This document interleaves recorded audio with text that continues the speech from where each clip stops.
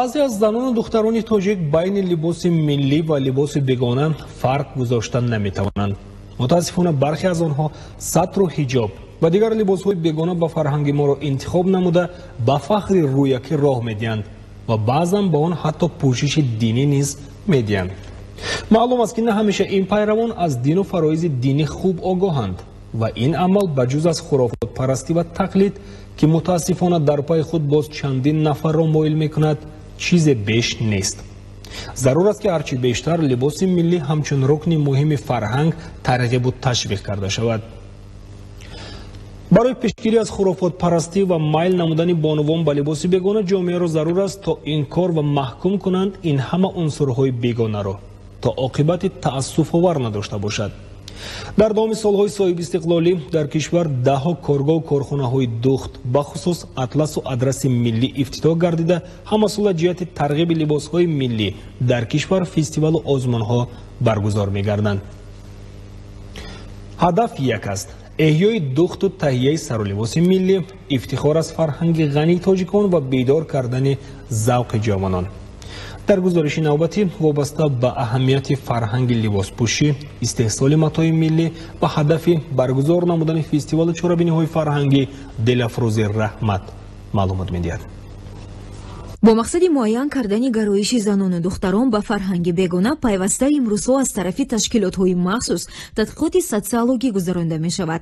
تحقیقات معین می نماید که سبب رو آوردن زنان به لباس بیگانه تقلیدکاری، مد پنداشتن چنین لباس‌ها و نمایش دادن مذهبی بدون خود وادارسازی از جانب اعضای عائله، اینچنین تاثیر فرهنگ بیگانه توسط تماشای کینوفیلم‌ها و دیگر وسیله‌ها می باشد. تا چند سال اخیر این امر باعث ناراحتی مردم گردیده است. محض با این مقصد برای درست آموزاندن فرهنگ لباسپوشی ملی، تاریخ لباس و احیای عنعنه‌های ملی به طور موثر در جمهوری فستیوال‌های لباس ملی و اطلس و ادرس گذرانیده می شود. بار دوم در فستیوال اطلس و ادرس اشتراک کرده ایستادم. در فستیوال امروزه و لباس‌هایی که برای روزمره، برای بانوان و ایدانه و عروسی و پیشنهاد نموده ایستادند که همه آنها با اطلس و ادرسی که محصولات خوجند میباشد، کارخانه خوجند میباشد پیشکش شده ایستادند.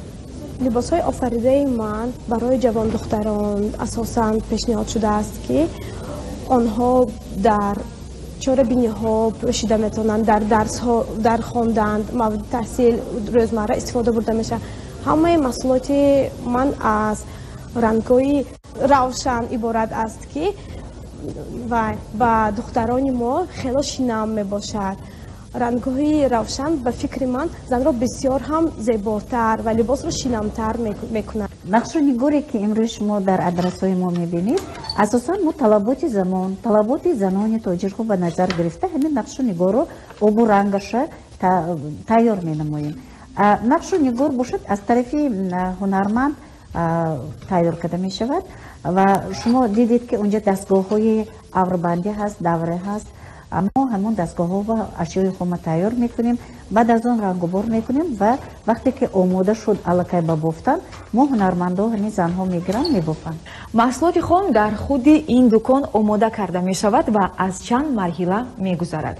در مرحله اول رشته دوره بندی می شود، در مرحله دوم رشته را در دستگاه های مخصوص آوره بندی می کنند، مرحله سوم رسام در روی رشته با رنگ های طبیعی نقش و نگار می گذارد و مرحله چهارم دختران در دستگاه های مخصوص ادرس را می بافند. انتخاب لباس از متاع شروع می شود. باعث افتخار ما تاجیکان است که اطلس و ادرس ملی مدی جهانی شده است. توجه طراحان جهانی را امروزها متاع اطلس و ادرس و نقش و نگاری آن جلب نموده است. چون طراحان اروپایی از متاع ملی تاجیکان اطلس و ادرس طرح لباس ها آماده می کنند و پیشنهاد هفته های مدی جهانی. طراحان تاجیک چگونه لباس می آفرند از اطلس و ادرس. اطلس بافی از قدیم پیشه مردمی تاجیک بوده. هنوز 5 عصر مقدم در خوجندشهر بستانی ҳунармандони чирадаст нозукиҳои санъати бофтани онро дар дастгоҳҳои махсус ёд мегирифтанд.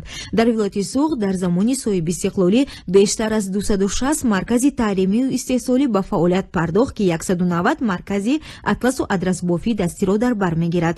бо таъсиси ин марказҳо беш аз 4000 занону духтарон соҳиби шуғли доимӣ ва маоши хуб гардиданд. тавре иттилоъ дода шуд то ба имрӯз дар вилояти Суғд бо ин усул 163608 метр матои дастбоф истеҳсол карда шудааст.